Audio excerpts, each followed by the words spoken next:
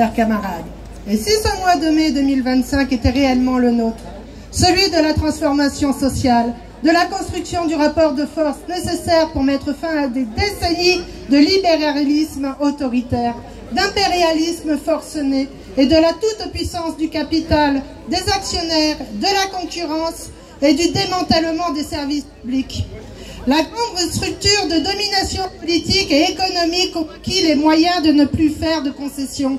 Pour se maintenir, elle n'hésite plus à aggraver les crises sociales et écologiques. Pour la FSU, nous inscrivons ce 1er mai 2025 dans un calendrier de lutte et de mobilisation interprofessionnelle sectorielle pour dire au gouvernement Bayrou que la pseudo-économie de guerre décrétée par Emmanuel Macron ne peut servir à une nouvelle dose d'austérité, toujours plus imbuvable, toujours plus indigeste pour la grande majorité des travailleurs et travailleuses, des retraités, des privés d'emploi, des étudiants.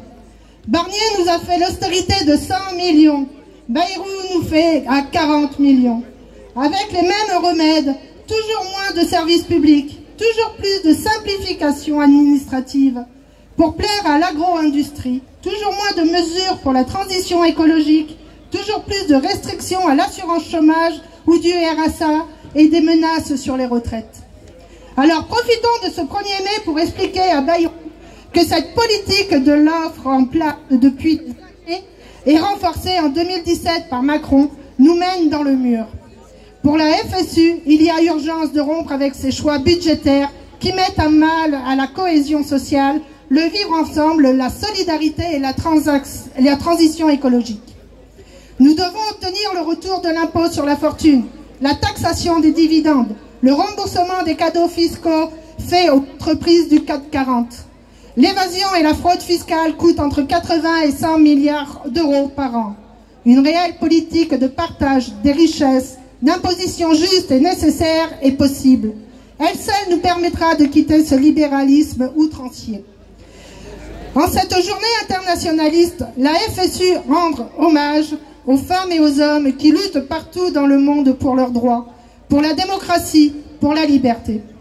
Qu'il ou elle soit à Baltimore contre Trump, à Istanbul contre Erdogan, à Buenos Aires contre Milei, à Rome contre la guerre, à Londres et à Édimbourg pour les droits des transgenres, partout dans le monde pour dénoncer le génocide palestinien. Toutes et tous luttent contre l'impérialisme, le libéralisme, le fascisme. En France aussi, nous devons construire et amplifier les mobilisations contre les plans sociaux qui se succèdent, laissant des milliers de salariés sur le carreau, contre les attaques touchant France Travail, contre les fermetures de classes, contre le A69 et les méga-bassines et leurs désastres écologiques, contre le canal Seine-Nord-Europe, grand projet inutile, écocide et antisocial qui coûte des milliards de nos impôts, qui détruit la planète, qui détruit le vivant, qui détruit la biodiversité, qui met en concurrence les travailleurs du port du Havre et ceux de Dunkerque.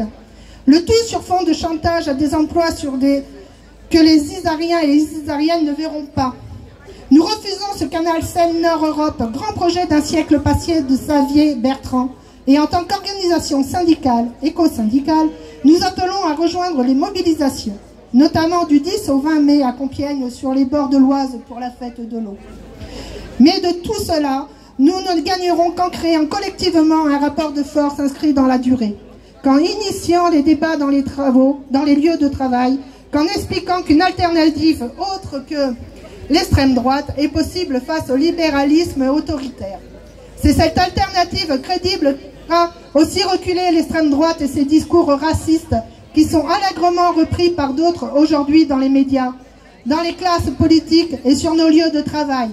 Nos organisations syndicales ont une responsabilité importante et n'attendent pas les échéances électorales, aussi importantes soient-elles, pour agir. C'est en ce sens que nous avons dénoncé les propos racistes largement partagés et relayés à l'encontre des médecins d'urgence médecins Oise. Le racisme est un délit. Il n'a sa place nulle part, ni dans la société, ni sur nos lieux de travail.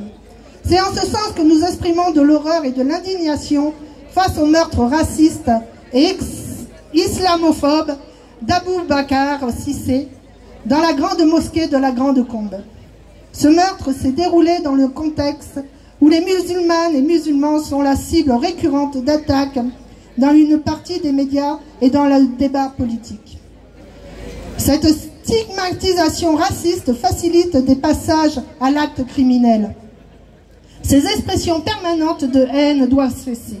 La FSU rappelle la détermination à lutter contre l'islamophobie, l'intolérance et l'obscurantisme. Elle défend la liberté et détermination à lutter contre... Non, je me suis trompée de ligne. De conscience et de culte qui sont au cœur de la laïcité.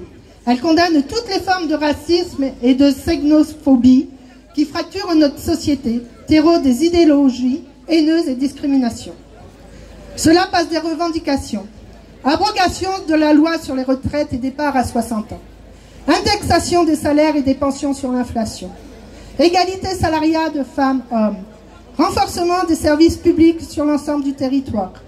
Nécessaire partage de richesses en faisant payer au capitalisme et à ses affidés la crise économique qu'ils ou elles entretiennent depuis plusieurs décennies.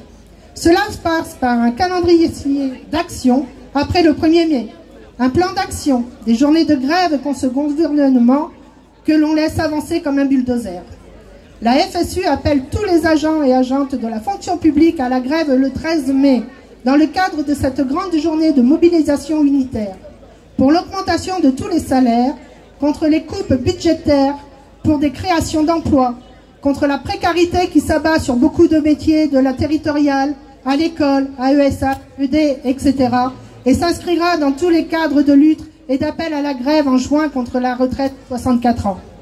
Nous ne pouvons terminer cette intervention sans évoquer la situation de dizaines d'enfants, familles, hommes, femmes, travailleurs, travailleuses, migrants, exilés, demandeurs, demandeuses d'asile ou pas, laissés à l'abandon et à la rue. Avec le collectif départemental auprès des personnes à la rue, des mobilisations régulières sont lancées pour contraindre les autorités à agir face à cette situation catastrophique. Inversons la tendance et reprenons la rue et le chemin des luttes. Bon 1er mai à toutes et à tous.